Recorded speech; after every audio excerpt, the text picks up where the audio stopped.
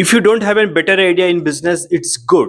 We spoke about this on a previous video. If you haven't watched it yet, please follow the link in the description. Don't try to understand 100% of your upcoming business. Business is not understanding it 100%. You may study well on your upcoming business and execute it, and your execution goes fail. In my language, you fail on execution. Simple thing is to understand the proportional ratio of it. Business is not understanding it 100%.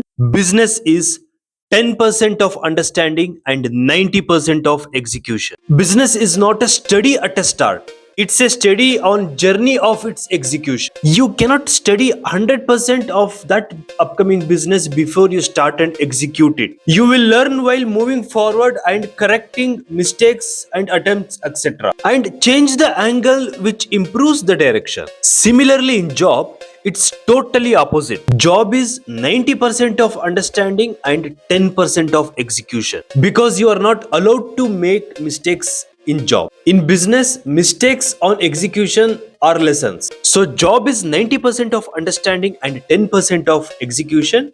Business is 10% of understanding and 90% of execution. So don't try to understand 100% of your upcoming business. Write in comments which type of business you are planning.